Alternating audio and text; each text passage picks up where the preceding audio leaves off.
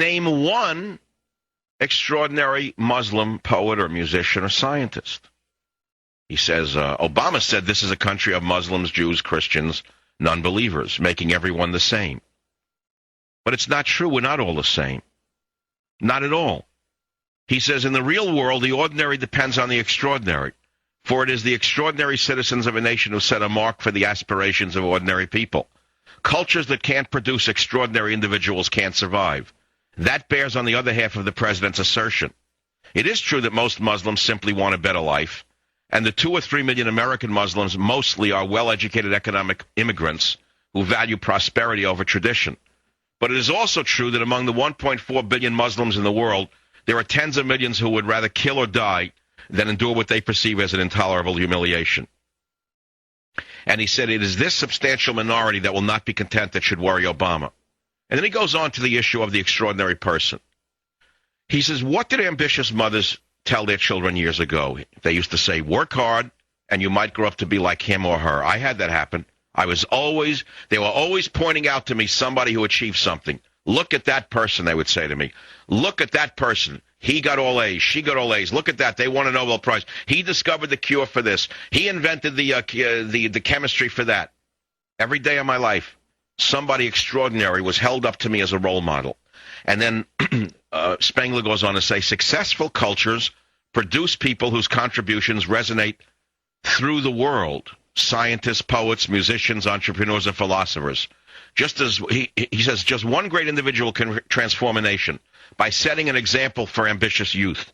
Thanks to the composer John Sibelius, Finland with just 5 million people became a force in the world of classical music.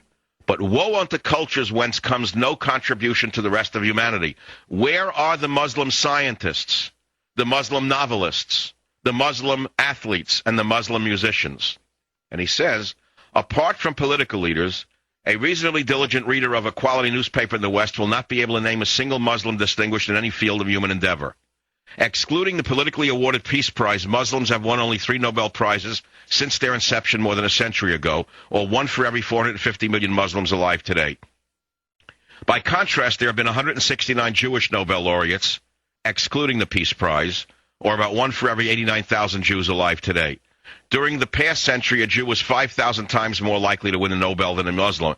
And I like to interject something, which is why a loser like Ahmadinejad, the Hitler of our time, hates Jews so much, because he's jealous of them. Do you understand that?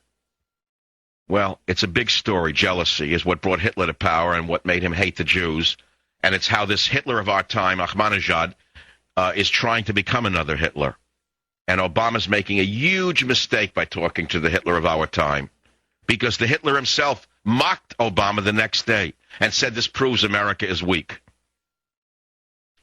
Well, I could go on, and I'd like you to read this article on michaelsavage.com from the writer Spengler, and he'll tell you about the Muslim world and ask you why they haven't produced many extraordinary people, you know. And he says 50 million aging Persians might be more concerned about 175 million young Pakistanis to their east than about Israel. And he said most Muslims want to better their lives, as Obama said, but their lives are getting worse rather than better. And nothing they know can make things better. In theory, there might be a future state of the world in which the Islamic world could live in peace and prosperity, but today's Muslims cannot get there from here. If Obama spends more time reassuring and less time trying to fix the Muslim world, he will do better by default. America's policy towards the incurables should be to live and let die. That's what he says, not me. I have an even more extreme position than he does, which is I'm sick and tired. I am sick and tired of the big lie. I am sick and tired of the big lie. I am sick of it. New York City, WOR, Jack, welcome to the Savage Nation. Michael, can you tell me who living that you admire that's doing a good job for America? Nobody. I don't understand that. No, I don't know. Who should I look up to? Tell me. Tell me who I should look up to. It's a sad statement. I'm not into sports, so I don't have any sports figure that I look up to. So who should I admire today? Is there a scientist that you know of who is on the par of the great scientists of even 50, 40 years ago? Well, who was the great scientist of our time? But is there someone in government that you think is... No, let's go on. Let's go down the list. Name a great scientist. There is none. I don't know of one. We have technicians, I'm technologists, but where's the scientists? They've been driven out of America. Pure science has been killed in America. There's almost no pure science. I grew up admiring scientists, by the way, and people of that type. But I don't know of a great scientist. Can you name one great composer? No, there is none. Can you name a great artist in America today? No, there is none. So who should I admire? The fictions that the media creates? I don't know who to admire. I don't see anyone out there that inspires me, Jack. You mean in the political world? Yeah, in the political world. Nobody. They're even worse. They're nothing but sound bites and suits. Thanks for the call. No, I'm sorry. I know I'm supposed to tell you. Yes, Jack, who do I admire? Why I admire that single mother struggling to raise the minority child despite the difficulties. Yes, Jack, I admire the person who is struggling without a paycheck today because of the evil Republicans. I really don't, want to give you one of those stories. I see Macy's going to eliminate 7,000 jobs. I don't understand where the jobs are anyway. Did you ever try to buy a pair of underwear in Macy's recently? You got to go counter to counter like a homeless person begging for a cashier. I don't know if they're going to have a self-checkout after that because there's no one there anyway. That's the latest thing. 7,000 jobs they're going to eliminate so that the bum on the top can buy himself a new TriStar jet or whatever. That's all it is. Fire 30,000 people, buy 2 new jets. Fire 7,000 people, you get 1 new jet. We were speaking about cars and, not all countries are equal. I heard that Egypt tried to make a car called the Aswan, but it flooded, and they gave that up. I heard Syria try to make a car called the whatever, and when I caught fire, it just exploded. You could make up a whole analogy. How come Iran, if it's so great, they can't make a car? Mr. Big Shot over there hates the whole world. Not one Nobel scientist, poet, nobody in Iran. Nobody. A country that lives in fear of being killed for speaking out. The world of politics through chicken feet. New York City, WOR. Joe, go ahead, please. What's on your mind? About chicken feet. Now, I remember when I was a kid, my mother used to make chicken feet in a soup, and we'd always fight. The kids Right. used to fight to see who gets it. But Right, because they tasted good, but what I was getting at is chicken feet are rich in a certain nutrient called hyaluronic acid, which is very important for health. my mother didn't know that, but that was probably very true. But what you don't understand is that the reason you can't get chicken feet in New York is because the Board of Health determined that it's got a lot of dirt in the feet, and it spreads disease. My friend, the object is to cook the feet before you eat them. Well, and you're saying that, Who eats a raw chicken foot? Did you know that they passed a law that you can't have belly locks? What's it called?